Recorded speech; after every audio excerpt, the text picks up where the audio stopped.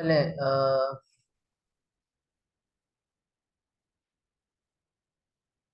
Start. ये आपके सामने जो है ना वो you will be able to see this. ठीक है। पॉपुलेशन, गौर से सुनना ये लेक्चर। ठीक है। क्वेश्चन नंबर 5 आएगा आप लोगों को। ठीक है। जिसके अंदर जो है ना वो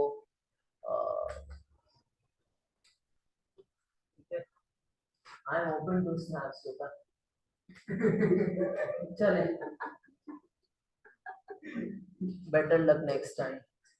चले, पॉपुलेशन। ठीक है। सबसे पहला कॉन्सेप्ट, अब बिल्कुल तवज्जो दीजिएगा, फुल कंसंट्रेशन। ठीक है।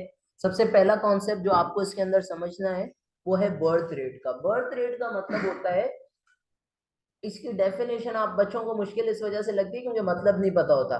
बर्थ रेट का मतलब होता है हर 1000 लोग में कितने बच्चे पैदा हो रहे हैं। एग्जाम्पल देता हूँ। कराची के अंदर 1 लाख लोग हैं। कितने लोग हैं? हजार हजार के कितने ग्रुप बनेंगे? 100 ग्रुप बनेंगे। हजार हजार वाले कितने ग्रुप बनाएंगे? 100 ग्रुप। फिगर छोटा कर लेते हैं। सपोज करो 10,000 लोग हैं, हजार हजार वाले कितने ग्रुप्स बनेंगे? 10 ग्रुप्स बनेंगे। अब इसको मिसाल के तौर पे ये देखना, इधर टोटल 10,000 लोग हैं। मुझे बताओ हजार वाले कितने ग्रुप्स बनेंगे? 10 ग्रुप्स ऑफ 1000 पीपल। हाँ के ना? अब हर ग्रुप में कितने बच्चे पैदा हो रहे हैं, इसको कहा जाता है बर्थ रेट। क्या कहा जाता है? Birth rate. यानी नंबर ऑफ बर्थ्स, ठीक है, पर 1000 पीपल। हर 1000 लोगों में एक कितना नया बीइंग पैदा हो रहा है। ठीक है। Number of births per 1000 people. क्या कहते हैं? Number of births per 1000 people. समझ में आ गई? इसको कहा जाता है बर्थ रेट। क्या कहा जाता है? बर्थ। इसकी डेफिनेशन पूछता है examiner, define the term birth rate या what is meant by the term birth rate। ठीक है। Number of births per 1000 people। अब सर ये पर 1000 क्यों है, पर 10,000 क्यों नहीं है? ये जो स्टडी करते हैं पॉपुलेशन को, जो डेमोग्राफी स्टडी करते हैं, उन्होंने ये बनाया हुआ है, हमें इसमें छेड़ने की जरूरत नहीं है। तो अगर मैं आप लोगों से पूछूं, आगे चल के आएगा कि डेथ रेट का क्या मतलब होता है। जब बर्थ रेट का मतलब हमने देखा number of births per 1000 people, death rate में क्या लिखोगे? Number of deaths per 1000 people. Does that make sense? Are we clear on this? तो पहला कॉन्सेप्ट है बर्थ रेट का। बात समझ में आ गई? पहला कॉन्सेप्ट किस चीज का है? बर्थ रेट का। बर्थ रेट होती क्या है? अपने पास आपको लेक्चर की कॉपी में लेक्चर डेफिनेशन अपने पास लिखे हैं बर्थ रेट की। बर्थ रेट मीन्स जो चीज मैं कॉपी कराऊंगा वो आपने कॉपी करनी होगी। ठीक है। Birth rate means number of births. Birth rate means number of births per 1000 people. Birth rate means number of births per 1000 people. Number of births per 1000 people. Are we clear on this? ये कहलाता है birth rate. क्या कहलाता है? Birth rate. ठीक है। ये birth rate की डेफिनेशन है। एग्जामिनर की ये आदत है, वो डेफिनेशंस पूछता है। पाकिस्तान के अंदर बर्थ रेट बहुत हाई है। पाकिस्तान के अंदर बर्थ रेट, अल्लाह बचाए इस चीज से, लेकिन अगर आप लोग कराची ट्रेवल करो और उन हॉस्पिटल्स में जाओ जो जिस तरह मेटर्निटी होम्स होते हैं या इस तरीके के हॉस्पिटल्स में जाओ, इतना रश होता है, इतना रश होता है कि इतने न्यू बॉर्न बेबीज आ रहे होते हैं कि आप देख के हैरान हो जाओगे कि हमारी दुनिया की पॉपुलेशन कहाँ से कहाँ पहुंच गई, और खासतौर पर पाकिस्तान की। इंडिया के तो हमसे भी बुरे हाल है। पाकिस्तान के अंदर बर्थ रेट बहुत ज्यादा हाई है। इसका क्या मतलब हुआ? इसका मतलब ये हुआ कि बहुत ज्यादा बच्चे पैदा हो रहे हैं। ठीक है। अब हम ये स्टडी करने लगे कि पाकिस्तान के अंदर इतना ज्यादा बर्थ रेट हाई क्यों है। पाकिस्तान के अंदर बर्थ रेट इतना ज्यादा हाई क्यों है? क्यों इतने बच्चे पैदा हो रहे हैं रोज रोज रोज रोज रोज? ठीक है। तो उसके पीछे हम रीजंस स्टडी करेंगे। अब इन रीजंस को पढ़ाते हुए ज्योग्राफी का टेक्निकल एस्पेक्ट भी बताता चलूंगा। एक्सप्लेन के सवाल में डेवलपमेंट किस तरह होती है। ठीक है। So let's come to the reasons के बर्थ रेट हमारा इतना ज्यादा हाई क्यों है। पहला, बहुत सारे लोगों का ये ख्याल होता है, ये विश होती है, many people in our society unfortunately have a strong desire for sons. उनको बेटा चाहिए होता है। और मैं तो जाहिर है आप लोगों का तो खैर इस फील्ड से इतना गहरा ताल्लुक नहीं है, लेकिन I have seen this eight an academic level. जो लड़कियां पैदा होती है ना, आज भी कुछ हमारी रूरल पाकिस्तान में ऐसी जगहें हैं जहां पर ये माना जाता है कि अगर लड़की पैदा हुई है, कुछ बहुत एक्सट्रीम पर ले जाते हैं कि बहुत बड़ी रहमत आ गई है, और कुछ लोग बिल्कुल ही डाउन पर भी लेकर जाते हैं, जो कहते हैं कि ये हमारे लिए अनलकी है। Does that make sense? So we are not going to the anthropological aspect of that part, लेकिन हमारे लिए हमें क्या चीज सीखनी हुई है कि बर्थ रेट हाई क्यों है। पहला रीजन ये है कि लोगों की दिली तमन्ना होती है कि हमें जो है ना वो लड़का पैदा हो। मैं आपको एक पर्सनल एग्जांपल देता हूँ। मेरी मदर की एक फ्रेंड है, जो पहले वो सामने यहीं पर रहती थी, ठीक है ना। तो वो अभी इन दिनों आजकल जो है ना वो अफ्रीका में, तो उनकी माशाल्लाह से एक बेटी थी, दूसरी बेटी थी, और ध्यान वहां से लेनी पड़ेगी। अच्छा है, ठीक है ठीक है। तो उनकी एक बेटी थी, दूसरी बेटी थी। फिर उन्होंने इस आस में कि अल्लाह ताला हमें एक लड़का औलाद दे, मेल औलाद दे, उन्होंने तीसरी बेबी कर दी। उनका तीसरी औलाद भी लड़की ही हुई, और चौथी औलाद की उन्होंने अफ्रीका में जाके, तो बेचारी वो जो चौथी थी ना, उसके जो बाल थे वो अफ्रीकन पे चले गए, बाकी थी वो लड़की। हमारी आवाम को इस चीज के ऊपर बहुत ज्यादा फख्र महसूस होता है कि हमारा बेटा है। तो पहला पॉइंट, क्यों बर्थ रेट हाई है, शामिल स्ट्रॉन्ग डिजायर फॉर सन्स।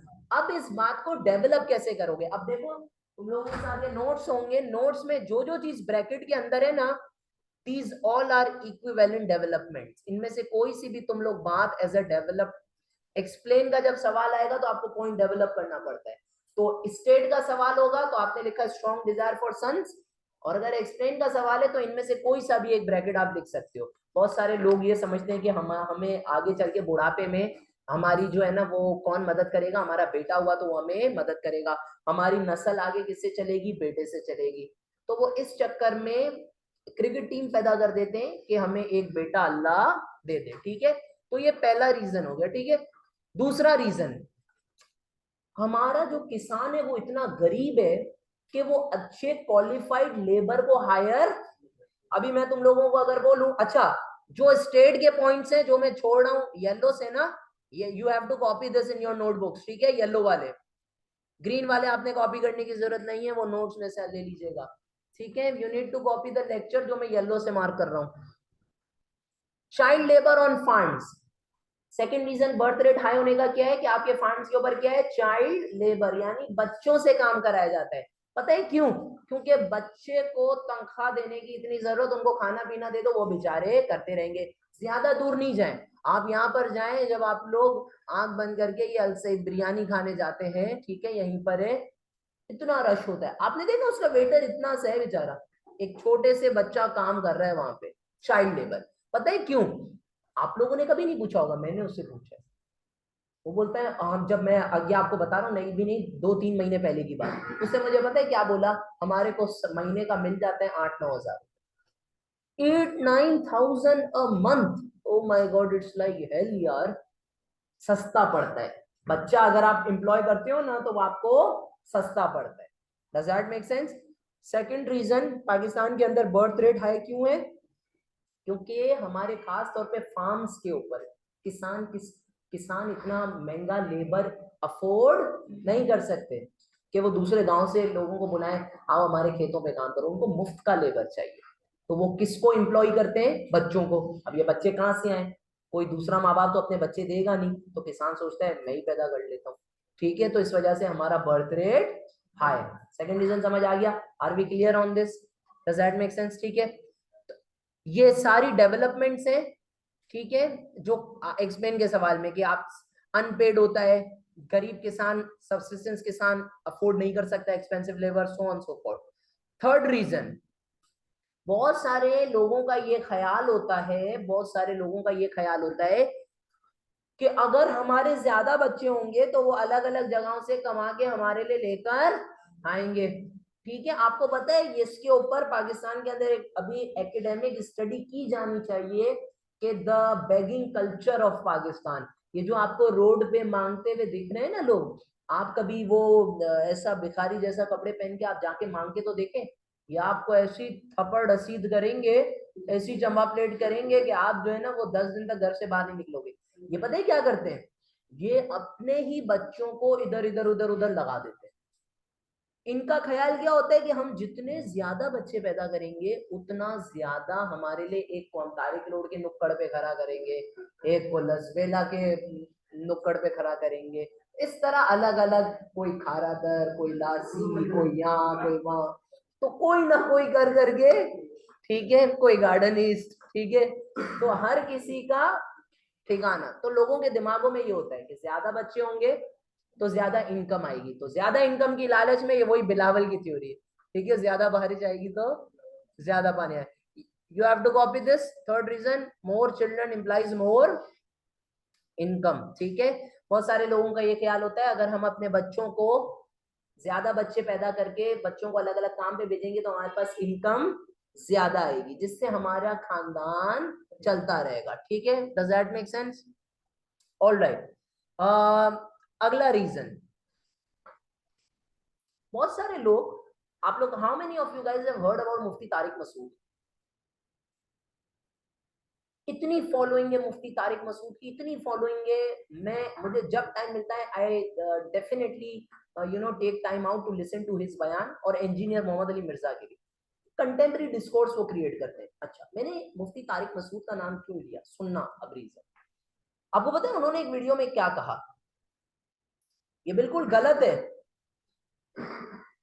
इंसान को चाहिए, मुसलमानों को, पाकिस्तान के लोगों को, कि जितने उन्हें चाहिए बच्चे पैदा करें, क्योंकि जब वो बाप बनेंगे, बच्चे होंगे, उसके बाद वो दादा बनेंगे, तो दादा की जब तक एज तक वो पहुंचेंगे ना, उनके छोटे छोटे बच्चे जवान हो गए होंगे।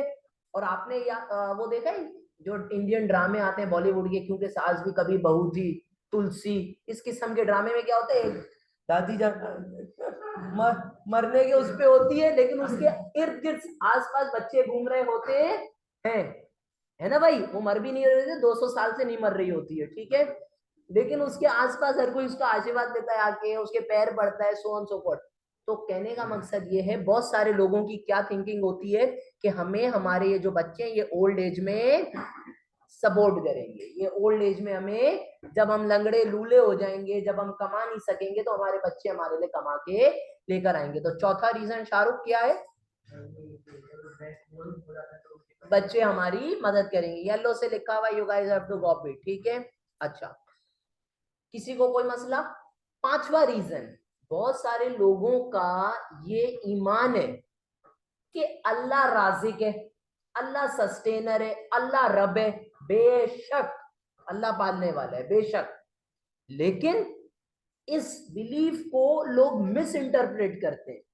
इस बिलीफ को क्या करते हैं लोग, वो बोलते हैं हम तो बच्चे पैदा करते जाएंगे, अल्लाह पालने वाला है ना। Are you getting my point? तो यार थोड़ी सी आप कॉमन सेंस भी तो इस्तेमाल करें। समझ में आ रही है आपको बात? बहुत सारे लोगों का ये मानना होता है कि आप बच्चे पैदा कर लें, कोई मसला नहीं है, 10 करें, डजन करें, 2 डजन करें, किलो के हिसाब से करें, पालेगा कौन उन्हें? अल्लाह। क्योंकि ये उनका बिलीफ होता है, और आप उनको समझाने जाओ तो अस्तगफिरुल्लाह, आप नहीं समझा सकते, समझ। तो बेशक we all as Muslims believe कि हमें चलाने वाला, पैदा करने वाला, पालने वाला सिर्फ और सिर्फ एक जात है, वाहिद अल्लाह की। लेकिन आप इसको अगर दूसरी गलत डायरेक्शन में लेकर जाओगे और आप बोलोगे कि अल्लाह ही, तो अल्लाह तो भाई बकरे का भी मालिक होता है और कसाई का भी मालिक होता है, लेकिन गर्दन किसकी कट रही होती है? तो कहने का मकसद क्या है, यहाँ पर लेसन क्या है कि हमें रिलीजियस बिलीफ्स की मिस इंटरप्रिटेशन की वजह से लोग कि अल्लाह राज़िक है, अल्लाह रब है, ठीक है। तो ये हमारे पास फिफ्थ रीजन है कि Allah is the sustainer is misinterpreted by, तो इस चक्कर में वो लोग बहुत सारे बच्चे पैदा कर देते, क्रिकेट टीम पूरी। जी बेटा, वो अभी थोड़ी देर में पता चलेगा आपको, ठीक है, you will study that. Are we clear on this? अच्छा, एक और रीजन बच्चे पैदा करने का आप लोगों ने सोचा भी नहीं होगा। आपको पता है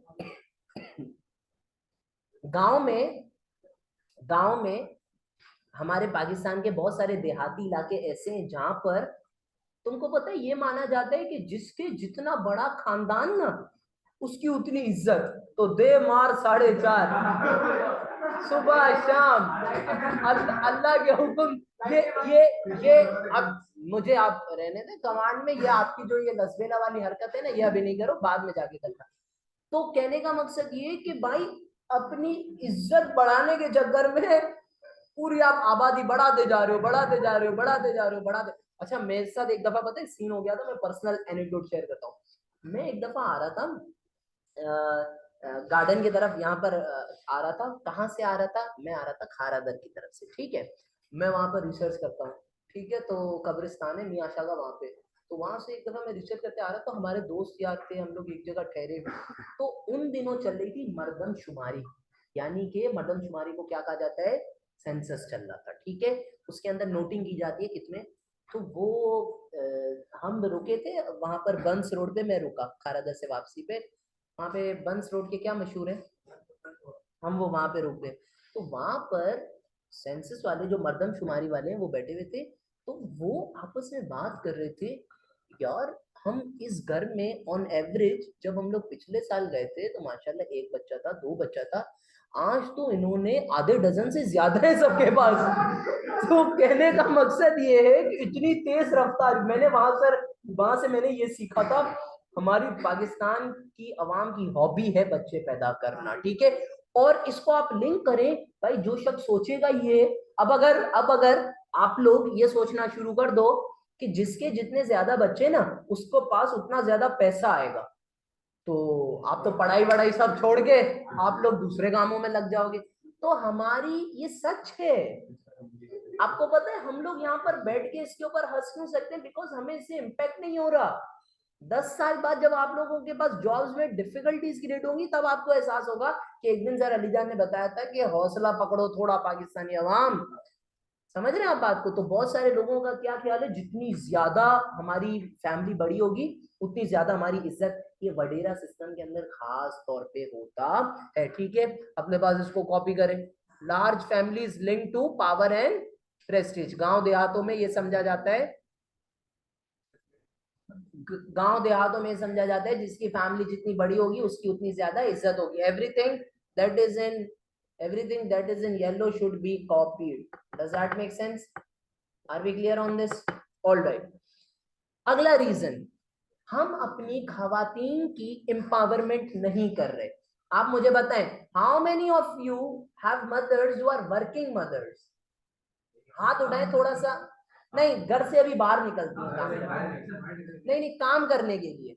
पहले घर से मैं नर्स ही हूं, 12-18 साल का एक्सपीरियंस। ऑल राइट, और अभी करंटली बताओ क्या चीज? बाहर निकलती है काम जॉब्स के लिए, कि हम में से बहुत कम होते हैं, ठीक है। पता है क्यों? उसके पीछे रीजन क्या है? अपॉर्चुनिटीज भी तो नहीं है खवातीन के लिए। Are we clear on this? हमें खवातीन को जॉब अपॉर्चुनिटीज नहीं मिल रही है, खवातीन को डिस्क्रिमिनेशन किया जाता है, हरेसमेंट होती है। तो ये सारा जो कल्चर है, इस वजह से विमेन एम्पावरमेंट का मतलब होता है कि आप औरतों को इंडिपेंडेंट बनाए। ये जो पूरी औरत मार्च निकलती है, ठीक है, उसका जो सेंट्रल आइडिया होता है ना, सेंट्रल आइडिया वो ये होता है कि औरतें इंसान है, औरतों को हुकूक दिया जाए। अब उसके अंदर कोई पता नहीं कैसा बैनर लाता है, कोई कैसा बैनर लाता है, उस पर हमें डिबेट नहीं करनी। लेकिन जो सेंट्रल आइडिया होता है वो ये होता है, औरतों को कम से कम इज्जत दी जाए, हुकूक दी जाए, मर्द और औरत को बराबर समझा जाए जैसा इस्लाम ने सिखाया है। क्या प्रॉफिट मोहम्मद ने कभी फर्क किया? कभी नहीं किया। क्या कुरान फर्क कर रहा है? नहीं कर रहा। कुरान तो कहता है हमने सबको नफ्से वाहिदा से पैदा किया है, we have created all from a single soul, from a single cell. Does that soul level पे? Are we clear on this? समझ रहे हो बात को? तो कहने का मकसद ये है यहाँ पर कि अगर आप वुमेन को चांस दोगे, वो बाहर निकलेंगी, एम्पावर जॉब्स पे जाएंगी, तो ऑटोमेटिकली आपका जो रिप्रोडक्शन का स्पैन है, रिप्रोडक्शन रेट है, वो कम हो जाएगा। तो हमारे पास चूंकि औरतों के लिए अपॉर्चुनिटीज नहीं है, तो इस वजह से हमारी बर्थ रेट बहुत ज्यादा हाई है, ठीक है। Lack of women empowerment copy करें, ठीक है। लैक ऑफ विमेन एम्पावरमेंट, ठीक है। अगला reason, early marriages. Early marriages, अगर अगर कोई शख्स अगर कोई शख्स ऐसा है, चले मैं आप लोगों से, ये हमेशा मैं एक ही तरीके से पढ़ाता हूँ ये वाला पॉइंट। अच्छा, हालांकि मैक्सिमम आप लोगों को ना 4 रीजंस पता होने चाहिए, हम सारे डिस्कस कर रहे हैं, ठीक है। ये मैं हमेशा how many, I want you all to make a guess, आप लोग अंदाजा लगाएं, कोई से भी 3 लोग रैंडमली। मेरी वालदा मोहतरमा की एज, उम्र क्या होगी, आइडिया लगाएं। मैं आपको अपनी बताऊं, मेरी एज इस वक्त हो गई है कितनी हो गई है, 24। ओके, पहला क्या है, 48 से 50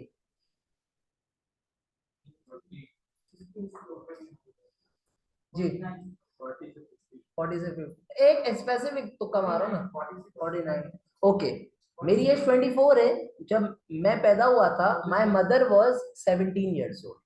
मेरी वालदा की उम्र क्या थी, अर्ली मैरिजेस, उनके पास 17 साल से उम्र तक का टाइम। और मेरी मेरी 2 बहनें, और जो छोटी वाली है ना, उसमें और मुझ में फर्क है तकरीबन 5 साल का।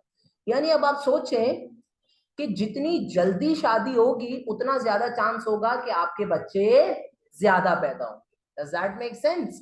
तो आपका अब अगर एक बंदा शादी ही 40 साल में कर रहा है, तो अब तो डॉक्टर्स मना कर देते हैं कि अभी आप लोग बच्चे पैदा मत करना, कंसीव मत करना। अल्लाह ना करे, अल्लाह ना करे, 40 के बाद बच्चों में एबनॉर्मेलिटीज आना शुरू हो जाती, डॉक्टर्स मना कर देते, पहले से बता देते, पहले से। ठीक है कि अब जो है ना वो आप लोग रिस्क पर हैं, क्योंकि अब किस, पहले क्या होता था, अशोक आगा जमाना, यहाँ जमाना, रे दड़ादर, मेरे दादा के जो है ना वो 22 भाई बहन थे। सही है ना, पहले का जमाना अलग था भाई। वहां पे हाँ पूरी, हाँ वो एक टीम हॉकी के लिए निकाली थी, एक टीम क्रिकेट के लिए, ठीक है ना। लेकिन तो कहने का मकसद ये, अर्ली मैरिजेस जो जब होती हैं, अर्ली मैरिजेस, कॉपी करें इसको, ठीक है। अच्छा, दूसरा मसला, हमारे पास बर्थ रेट इतना ज्यादा हाई क्यों है, उसके पीछे दूसरा रीजन ये कि हमारी अवाम जाहिल तो क्या, अबू जहल है, ठीक है। उनके पास कोई इल्म मौजूद नहीं है, उनको पता ही नहीं है कि बच्चे पैदा करने से एक वक्त ऐसा आएगा कि दुनिया में सारी रिसोर्सेज एग्जॉस्ट कर जाएंगी, क्या खिलाओगे। Does that make sense? तो हमारे पास लोगों के पास एजुकेशन नहीं है, लैक ऑफ एजुकेशन या अनएजुकेटेड सिटीजन्स, इनको पता ही नहीं होता कि ओवर पॉपुलेशन के खतरे बहुत ज्यादा है। अनएजुकेटेड सिटीजन्स कॉपी करें, ठीक है। Everything that I write in yellow should be copied, इसको प्लीज कॉपी कीजिएगा। अगला point, lack of contraceptive knowledge.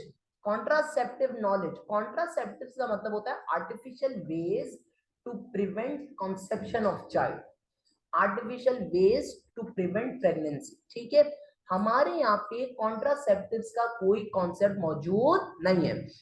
अब आप लोगों का ताल्लुक, all of you come from an elite class, हम में से कोई भी मिडिल क्लास नहीं है, हम में से सब इलीट क्लास है। कोई है ऐसा जो अपने आप को मिडिल क्लास कहना चाहता है यहाँ पे? आज के जमाने में जो माँ बाप आपको तालीम दे रहे हैं ना, तालीम, आप खुश नसीब हैं, आप समझे आपका ताल्लुक अमीरों के तबके से, लोगों के पास खाने को नहीं है, आप लोग तालीम भी हासिल कर रहे हैं, ठीक है। तो सो एलीट क्लास हम लोग हैं। How many of you guys, आप में से कितने लोग इस चीज पे सहमत होंगे कि आपके पेरेंट्स ने आपको कॉन्ट्रासेप्टिव्स के बारे में बताया है? No one, almost no one. और आप में से कुछ लोग ऐसे मौजूद हैं जिनके पेरेंट्स से मेरी इस बारे में बात भी हुई है, उन्होंने इस चीज का वो किया था कि we can not talk to our child, to our own child, जिस तरीके से सर आप कर सकते हैं। सो ये क्या मसला है? ये मसला ये है कि आप एजुकेशन पहला, और दूसरा हमारे यहाँ पे कॉन्ट्रासेप्टिव्स का कॉन्सेप्ट मौजूद। कॉन्ट्रासेप्टिव्स के अंदर बहुत सारी चीजें आ जाती हैं, ठीक है। कॉन्ट्रासेप्टिव्स हर वो तरीका है जिसके जरिए आपकी जो कंसीविंग ऑफ चाइल्ड है वो रुके, ठीक है।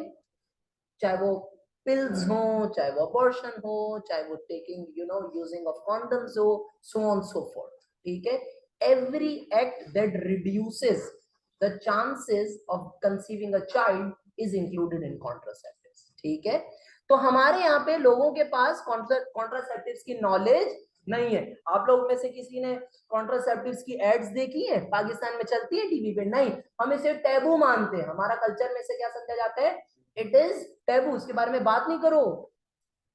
Are we clear on this? और अब जो ईसीडी का प्रोग्राम आ रहा है ना, अर्ली चाइल्डहुड डेवलपमेंट, उसमें बच्चों को आहिस्ता आहिस्ता ट्रेनिंग देना शुरू की जाती है। और बच्चे, आप अभी जो बच्चा पैदा होता है वो आपसे ना 5-6 साल आगे है, 5-6 5 to 6 times he is more active intellectually than you। And ये मैं नहीं कह रहा, ये रिसर्च कहती है, ठीक है? All right, so lack of contraceptive knowledge. और इसी तरीके से कॉन्ट्रासेप्टिव्स की अवेलेबिलिटी भी हमारे पास नहीं है, ठीक है?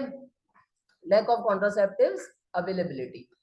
उलेमाज का ये ख्याल है, रिलीजियस स्कॉलर्स का ये ख्याल है कि ये एंटी इस्लामिक है। ये क्या है?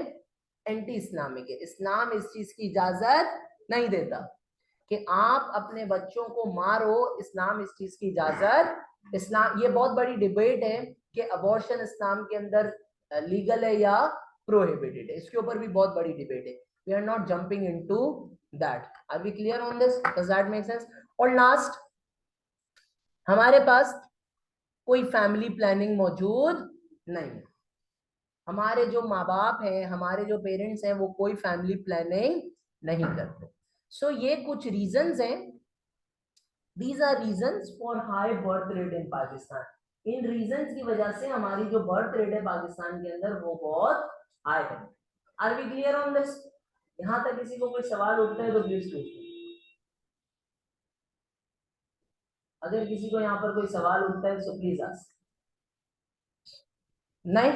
क्लियर हो गई बात? अच्छा, अब इस बर्थ रेट को कंट्रोल कैसे किया जाए? इस बर्थ रेट को रोका कैसे जाए? कम कैसे किया जाए? इसके ऊपर ना I will go very very quickly. पता है क्यों? इसके पीछे रीजन ये है कि अभी जो हमने मसले पढ़े हैं ना कि हाई रेट क्यों है, उसको ऑपोजिट करना है।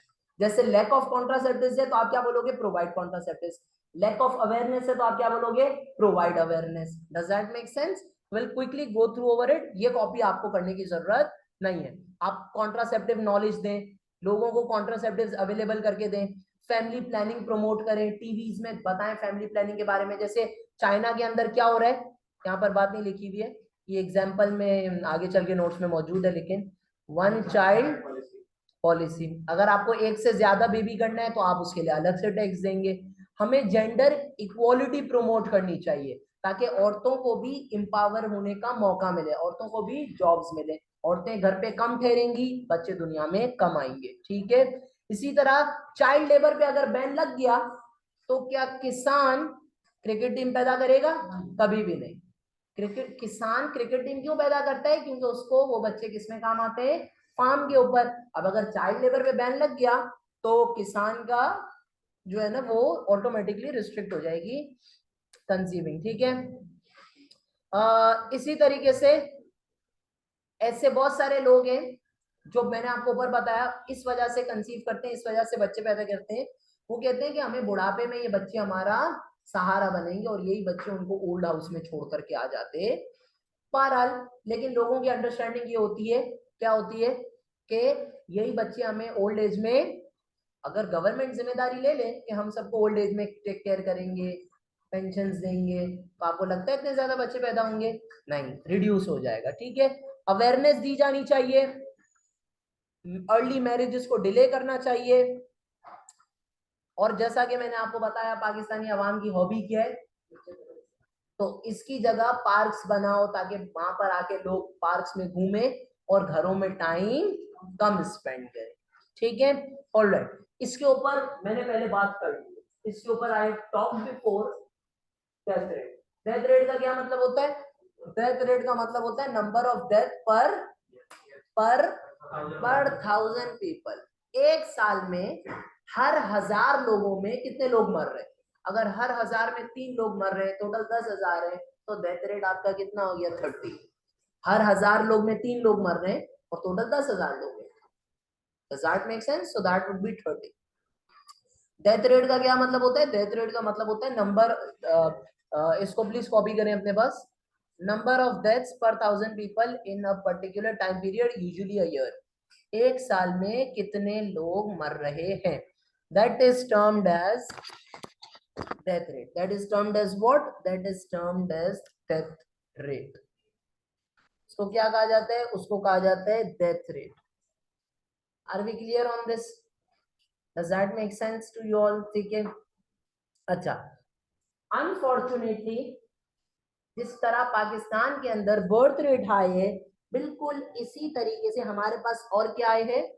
हमारे पास डेथ रेट भी बहुत ज्यादा हाई है. ठीक है, तो हमारे पास जो येलो से मार्क होगा वो कॉपी होगा. ठीक है, reasons for high death rate. पहला, हमारे पास मेडिसिन मौजूद नहीं है. हमारे पास मेडिसिन, चलो 1000 रुपए दूंगा, 1000 रुपए में तुम लोगों को एक क्रीम आती है जिसका नाम है फ्यूसिडिन. क्या नाम है? फ्यूसिडिन एक क्रीम आती है, उसकी कीमत गालिबन 300 350 होनी चाहिए. ठीक है, मैं 1000 रुपए दूंगा एक ट्यूब के. आप लोग जितनी ट्यूब ले आओ 700 रुपीज आपका प्रॉफिट. मिलेंगी नहीं, मार्केट में है ही नहीं. पेनाडोल सुना था किसी ने? बीच में शॉर्ट हो गई थी. यानी पेनाडोल तो ऐसी दवाई थी जो चलते फिरते एरे गहरे नथु से आप पूछो यार पेनाडोल दो तो पेनाडोल दे देता था. लेकिन आप पेनाडोल मांगो, ओढ़े पेनाडोल मांग रहे हो. पेनाडोल तो ऐसा हो गया जैसे किडनी मांग ली हो. ठीक है, इतनी महंगी. तो हमारे पास मेडिसिन नहीं है. ठीक है, पहला मसला है नहीं. दूसरा मसला बहुत ज्यादा एक्सपेंसिव है. अल्लाह बचाए मेडिसिन से, लेकिन जिन लोगों को खानी पड़ती है उनको पता है मेडिकल एक्सपेंस बहुत ज्यादा होता है. इसीलिए अपने आप को फिट रखें, एक्सरसाइज करें. ठीक है, तो ये दूसरा रीजन हो गया, एक्सपेंसिव मेडिसिन. येलो वाला कॉपी होना चाहिए. ठीक है ना. और थर्ड, कहाँ कॉपी किया? अच्छा अच्छा कर लोगे ना. ठीक है, तीसरा रीजन क्या है? तीसरा रीजन ये है लैक ऑफ हॉस्पिटल्स और क्लिनिक्स. हमारी गवर्नमेंट आपस में, our government is busy fighting with each other. Political मसले मसाइल में लगी हुई है. उन लोगों को हॉस्पिटल्स क्लिनिक्स बनाने जैसी, आप लोग किसी गवर्नमेंट हॉस्पिटल में जाना पसंद करते हो? क्यों नहीं जाते हो? क्योंकि आपको पता है वहां पे जो डॉक्टर्स होते हैं वो दिन में कसाई, रात में डॉक्टर बन जाते हैं. ठीक है ना. दिन में गोश्त काटते हैं, रात में ऑपरेशन कर देते हैं. उनसे कोई जुड़ता है, कोई टांका सही लगता है, कोई स्टिच सही नहीं लगता है. ठीक है, तो these are the problems that we are facing. Third reason, हमारे यहाँ पे डेथ रेट हाई क्यों है? क्योंकि हमारे पास हॉस्पिटल्स की कमी है. कोविड-19 के वैक्सीनेशन सेंटर्स की एग्जांपल लेते हुए मैं आपको अगला पॉइंट समझाऊंगा. इतना बड़ा शहर है कराची, वैक्सीनेशन सेंटर्स कितने थे? गिने चुने थे. कोविड को तो छोड़ दो, वो तो डेडली डिजीज थी भाई. पोलियो है और दूसरी वैक्सीनेशन है. इतने ज्यादा वैक्सीनेशन सेंटर्स, किसी को वैक्सीनेशन करानी है, किसका नाम जबान पे आता है? क्यों? क्यों भाई? आगा खान ने ऐसा किया है? क्या तीर मार रहा है आगा खान हॉस्पिटल? वो इस वजह से क्योंकि और हमारे पास फैसिलिटीज मौजूद नहीं है. तो आपको, हाँ नहीं, वो तो भाई सेंटर बना था ना. क्या एक्सपो सेंटर में तुम्हें सुई लगती है कि चलो भाई टेटनेस लगवानी है, अली को लगा देते हैं? ऐसा नहीं होता भाई. वो एक सेंटर बना था. ठीक है, अगला रीजन, पांचवा, क्यों डेथ रेट हमारे पास हाई है? ऊपर में से लैक ऑफ वैक्सीनेशन, पांचवे से बोल. अगला रीजन हमारे पास डेथ रेट पता है क्यों हाई है? बड़े बुजुर्गों ने बोला जब आप दिन में उठते हैं सुबह सवेरे, बादशाहों की तरह नाश्ता करो, ब्रेकफास्ट लाइक अ किंग. दोपहर में वजीर की तरह. ठीक है, दोपहर में आप वजीर की तरह खाएं. और रात में बिल्कुल बिल्कुल चखें आप, बिल्कुल जैसे न्याजो तवर्रो को आप चखें. लेकिन हमारा क्या है? दिन में हम सुबह उठते, पहले तो इंसान को सबसे पहले सुबह उठते ही 3 ग्लास पानी पीने चाहिए. कितने ग्लास? 3 न पी सके किसी वजह से तो कम से कम 2. उसके 10-15 मिनट बाद आपने थोड़ा सा हाथ पैर खोलिए, अपने एक्सरसाइज कर ली, पर ऐसा नहीं कोई जिम विम चले गए. उसके बाद आपने नाश्ता कर लिया. ठीक है, उसके बाद आप जो है ना वो अपना दिन शुरू करें या जो भी. और रात में तो ऐसा होना चाहिए, और उस आप दिन में नाश्ते में आप जो भी आपको ग्रीसी आइटम्स लेने हैं, या फ्रूट्स हैं या vegetables, so on so fourth, वो आप प्रोटीन कंज्यूम करें. हमारे यहाँ पे जो अवाम है, अच्छा जो बड़े बुजुर्ग हैं वो ये कहते हैं कि जो सेब होता है ना, सेब एप्पल, वो 12 बजे से पहले खा लो। दिन के 12 बजे से हैवी आयरन होता है और वो हजम होने में, डाइजेस्ट होने में टाइम लगाता है। तो अगर आप 12 से पहले खा लोगे तो आपके पास पूरा दिन है, you keep on walking walking, तो आपका वो डाइजेस्ट और उसकी ताकत आपको मिलती है। आयरन आपकी बॉडी को बेनिफिशियल साबित होता है। हमारे देखिए शादियों में देखिए क्या करें, दूध दुलारी और वो लवेशी और ये खाया और इसके अंदर फ्रूट्स डलते हैं, ये डलते हैं, वो डलते हैं। यानी इंसान रात में खाता है ऐसे जैसे जानवर, बिल्कुल जानवर। हाँ, और अगर शादी में गए हैं तो बाज होगा। ये तो मैं आपको अपना बताऊं, हमारा दोस्त था वो ना, तो हमने उस एक जगह पे, उसने डालते आए, उसने प्लेट पूरी फिल कर ली। खैर उसकी मर्जी, उसने प्लेट फिल कर ली। तो मैंने उसको ये मशवरा दिया था, यार रात का टाइम है, तू इस तरीके से, बोला हाँ हाँ मुफ्त का माल है, सुनो सुनो। तो मैंने बोला अब एक काम कर, तूने प्लेट इतनी बड़ी ली है, ये रख दे और जो ट्रे वो तू ले जा, उसी में खा ले भाई। तो ये जो लोग, तो ये हमारी ओवर डाइट हैबिट्स है, ठीक है। और फिर इसी तरीके से मलिक रियाज जैसे जब तक पिग्स मौजूद हैं, जब तक मलिक रियाज जैसे जाहिल लोग मौजूद हैं, जो माफिया है, जो लैंड कैप्चर कर रहे हैं, आप जो है ना वो यानी कि जाहिर है हर इंसान के अच्छे काम होते हैं। मुझे तो पर्सनली भी मुझे पता है मलिक रियाज के कुछ ऐसे अच्छे काम भी हैं, लेकिन अब हम मलिक रियाज की क्लास तो नहीं कर रहे। मैंने तो तंजिया का, तो खैर, तो ये उनके, हमारे पास मलिक रियाज के बहरिया टाउन में सारा फ्रेश पानी आता है, हम गार्डन वालों के पास फ्रेश पानी, मिसाल एग्जाम्पल, बहादुराबाद में फ्रेश पानी नहीं, डिफेंस में टैंकर्स आ रहे हैं फ्रेश पानी, हम गुलशन वाले पानी के बगैर बैठे हुए, जौहर वाले पानी, फ्रेश वाटर की कमी। जब फ्रेश वाटर नहीं होगा, आप बीमारी, खराब पानी इस्तेमाल करेंगे, बीमारियों के चांसेस बढ़ जाएंगे और डेथ्स ज्यादा होती है, ठीक है। और फिर इसी तरीके से हमारी आदत होती है तोंद निकालने की, सारा दिन बैठने की और काम करना, एक्सरसाइज करना हमें पसंद नहीं आता, ठीक है। So these are the reasons for high death rate in Pakistan. अब सवाल ये पैदा होता है कि इन डेथ रेट को रिड्यूस ऑपोजिट कर दोगे, ये कॉपी करने की जरूरत नहीं है, ठीक है। वो जो ऊपर लिखे उनको ऑपोजिट, पहला मेडिसिन दो। पाकिस्तान को चाहिए कि मेडिसिन बनाने की यहाँ पे प्रोडक्शन स्टार्ट करे ताकि सस्ती मिले लोगों को। हॉस्पिटल्स बनाओ, वैक्सीनेशन सेंटर्स बनाओ, बैलेंस डाइट के ऊपर अवेयरनेस दो, जैसे मैं आपको पढ़ा रहा हूँ साथ में अवेयर भी कर रहा हूँ कि भाई रात में इंसानों की तरह खाओ, जानवरों की तरह मत खाओ। साफ पानी दो, मलिक रियाज को एप्लीकेशन लिखेंगे हम, ठीक है। लाइफस्टाइल बेटर करो, ठीक है।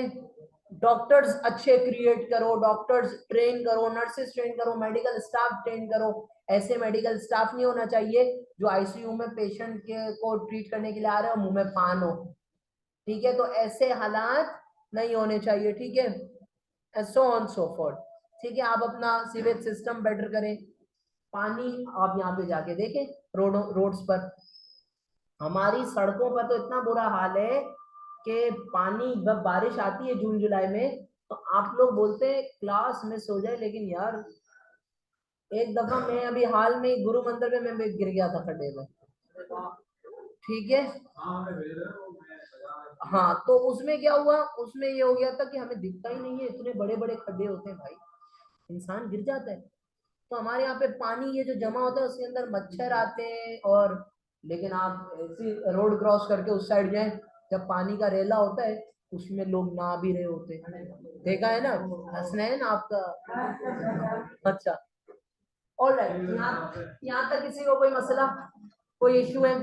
अब एक छोटी सी बात याद रख लो, देखो, बर्थ रेट में से जब आप डेथ रेट को माइनस कराते हो, बर्थ रेट में से जब आप डेथ रेट को माइनस कराते हो, गौर से बात सुनिएगा, birth rate minus death rate, अगर या तो इसका आंसर पॉजिटिव आएगा या इसका आंसर पॉजिटिव कब आएगा, जब ये ग्रेटर होगा, ठीक है। तभी एज रिडर होगा। और नेगेटिव कब आएगा? जब डेथ रेट ज्यादा होगी। अगर आपका आंसर पॉजिटिव आता है, इसको कहा जाता है नेचुरल इंक्रीज। क्या कहा जाता है? यानी आपके लोग पैदा ज्यादा हो रहे हैं और मर कम रहे, इसको कहा जाता है नेचुरल इंक्रीज। ठीक है, और इसी तरीके से जब आपका नेगेटिव आता है, इसको कहा जाता है नेचुरल डिक्रीज। क्या कहा जाता है? Natural. Does that make sense? Are we clear on this? ठीक है, किसी को कोई मसला है, कोई इश्यू है यहाँ तक, कोई सवाल उठता है दिमाग में? ठीक है, पाकिस्तान में एज डिस्ट्रीब्यूशन के वाइज ये बहुत सिंपल है, बहुत आसान है, बहुत स्ट्रेट फॉरवर्ड है। एक मिनट में विल एंड क्लास शॉर्टली। ठीक है, एज डिस्ट्रीब्यूशन, बहुत सारे लोग हैं।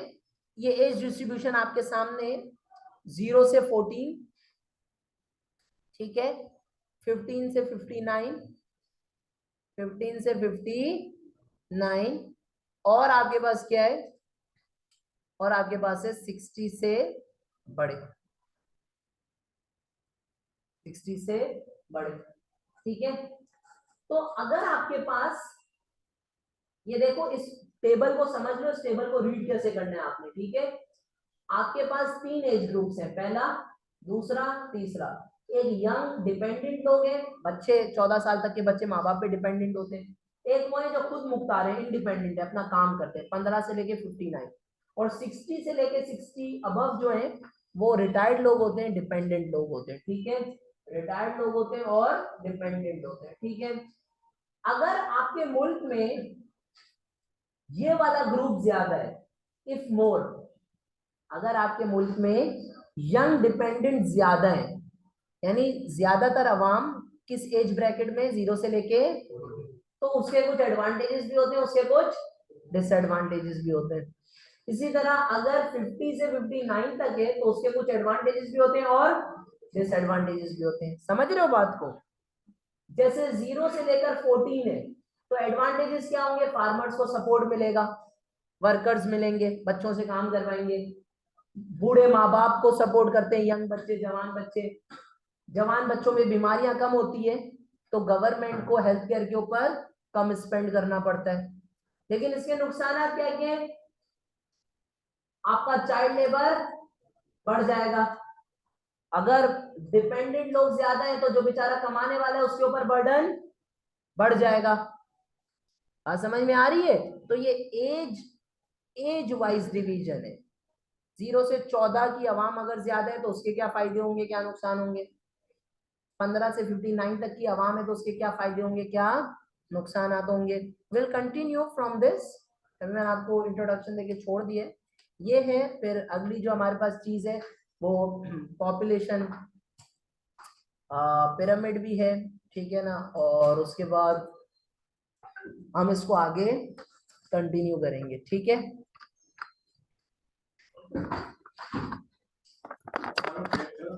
नहीं अभी आप चेक करेंगे इंशाल्लाह।